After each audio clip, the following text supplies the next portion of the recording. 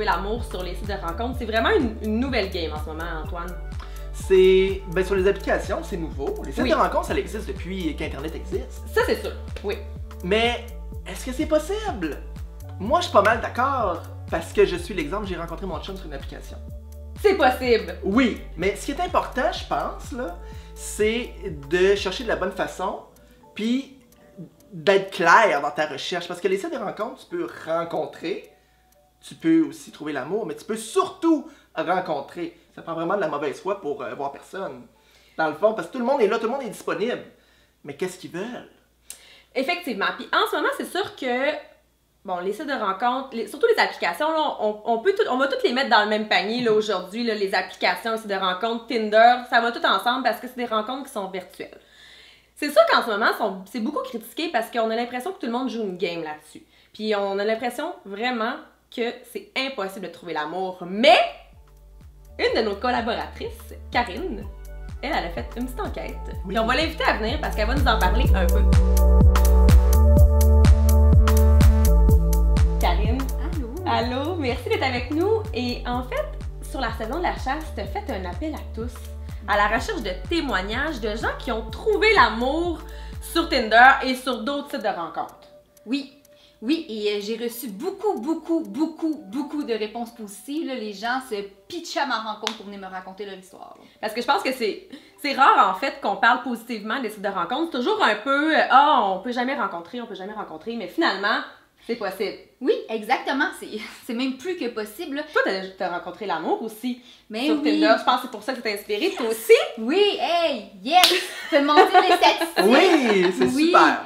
Puis honnêtement, moi, je suis quelqu'un qui voulait être en relation dans la vie. Je suis pas du genre à fréquenter avec une date d'expiration. Là, je vois pas le point. Mais je m'attendais quand même pas à rencontrer l'amour sur Tinder. J'étais pas là pour ça. Puis je pense que c'est un des secrets. Faut pas nécessairement avoir trop d'attentes parce que l'amour comme dans la vraie vie, ça marche pas du premier coup. Fait que si à chaque fois qu'on va à une date, les espoirs là, c'est facile d'être déçu, mais quand tu rencontres quelqu'un dans une allée d'épicerie puis vous c'était une date le lendemain pour un café, ça peut ne pas marcher aussi, là. C'est pas juste le fléau d'un site de rencontre ou d'une application, là. C'est l'amour en tant que tel, ça prend du temps. Mais dès le départ, là, est-ce que tu as essayé de jouer un personnage ou tu étais toi-même? Est-ce que tu mettais plus de détails comme oui, je suis ouverte à la relation, mais peut-être pas. Tu sais, genre, être comme prête à tout, là?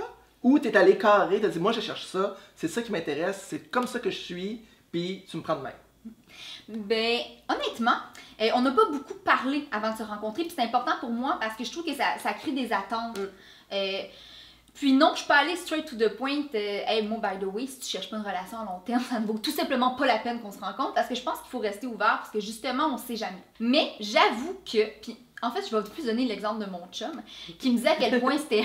Il faisait du snow, il aimait donc ça le plein air, puis il insistait là-dessus, montrer comment c'était un gars le fun, il y avait juste des photos de lui dans la nature. Il aime ça le snow, mais il en fait une fois par année. Tu sais, je trouve qu'on pousse aussi nos beaux côtés, puis c'est normal, mais on le fait aussi quand on rencontre quelqu'un dans une allée d'épicerie. C'est l'exemple que je donne tout le temps, parce que semble que ça soit la rencontre... Puis Karine, là, t'as eu énormément de témoignages, là, des dizaines et des dizaines de témoignages qu'on a publiés sur notre blog. Est-ce qu'il y a des choses que t'as appris en les lisant ou que t'as été surprise ou justement t'as vu des grandes tendances, des choses qu'on peut faire, ok, ben finalement, il y a des grandes lignes qu'on peut ressortir de ça? Vraiment, en fait, je posais la question aux gens, entre autres, est-ce que tu as l'impression que, tu sais, les gens veulent pas aller sur Tinder parce qu'ils pensent que c'est juste une application où je vais avoir des relations jetables, dans le fond. Puis, la plupart des gars me répondaient, ben, il y en a, mais je veux dire, quand vous allez dans les bars pour rencontrer des gars, pensez-vous vraiment qu'ils vont là pour parler de leur passe-temps, de leur vie, de leurs ambitions et de leurs rêves, là? Non plus, tu sais. Fait que c'est quelque chose qu'on s'imagine pour les applications de rencontre, mais c'est exactement pareil dans la vie. Sinon, un côté vraiment positif qui est ressorti de toutes les relations dans lesquelles j'ai pu m'immiscer momentanément, ils se seraient jamais rencontrés sans l'application. Souvent, on fait le tour. Quand t'as été seté avec le cousin du collègue, de ton ami, t'es rendu loin, là, ton cercle de connaissances il est assez limité. Fait que sortir de ça, des fois, ça peut être difficile, mais les applications comme ça permet ça. Des gens qui viennent d'univers complètement différents. Même des gens qui habitaient sur la même rue, mais qui se seraient jamais rencontrés sans application de rencontre, puis finalement, ils ont super gros les mêmes intérêts, les mêmes valeurs, puis ça clique. Et tout le monde, en fait, j'imagine qu'il y avait une certaine ouverture, puis ils avaient tous les mêmes désirs, c'était de trouver l'amour. Parce que quand deux personnes se rencontrent virtuellement ou en personne, s'ils veulent la même chose, ça clique. Oui et non. Je pense que quand tu rencontres la bonne personne, tu la rencontres puis tu contrôles pas ça. Puis si ça arrive sur Tinder, ben ça arrivera sur Tinder. Si ça arrive ailleurs, ça va arriver ailleurs. Tandis qu'il y a d'autres personnes, eux autres, que c'était assez clair qu'ils voulaient rencontrer l'amour puis ils le disaient assez directement, tandis que d'autres se laissaient ouverts à plusieurs opportunités. Puis justement voir, d'essayer. Je pense que c'est un bon mélange des deux. Faut rester honnête, faut rester intègre envers nos valeurs, mais il faut aussi rester ouvert, puis pas se décourager trop facilement parce que ça fonctionne pas. Parce que l'amour peut prendre son temps. Non, c'est bien dit. On aime ça! Mais comment on fait pour trouver... Là, comment on fait pour être sur des sites de rencontres puis que ça fonctionne? Y a-t-il des règles écrites, là? Vous, là, vous avez trouvé l'amour, là, les deux, là. Moi, je pense qu'il faut être vraiment sincère avec soi-même et avec les autres, mais surtout avec soi-même et se présenter tel qu'on est vraiment. Pas s'inventer une histoire, pas s'inventer des passions. On peut s'inventer qu'on aime beaucoup, beaucoup le snowboard, même si on en fait seulement une fois par année, mais quand même. Je pense que ça, c'est vraiment le critère numéro 1. Ben, c'est sûr que être soi-même et dire ce qu'on veut, c'est une bonne chose. Là, on est en 2016. On vit et on trouve l'amour sur des sites de rencontres. Est-ce qu'on doit absolument y aller? Si on décide qu'on... Moi, je voudrais savoir de ça.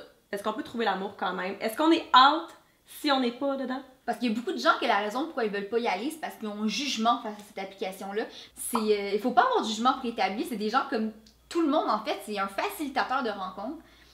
Puis en fait, c'est une bonne chose pour quelqu'un qui est un peu désillusionné de se rendre compte qu'il y a autant de possibilités. Oui, c'est sûr que, bon, les sites de rencontres existent depuis vraiment longtemps. Tinder ou d'autres applications de ce genre-là, c'est un peu plus dans la facilité, on switch très rapidement. Peut-être que toi, ton chum, t'as été quasiment chanceuse d'avoir cliqué pour un match, là. Mon Dieu. Puis le cœur me squeeze chaque fois que j'y pense, mais c'est vrai que c'est terrible. Parce que c'est un hasard presque. Mais oui, s'il avait mis une autre photo qui rend un peu moins justice, qui m'a moins attirée, si j'avais écrit d'autres choses dans ma description, si on n'avait pas cliqué, s'il y avait eu un bug dans l'application, si tout avait implosé d'un coup, ça serait jamais rencontré. Parce qu'en effet, on vient de deux univers complètement différents.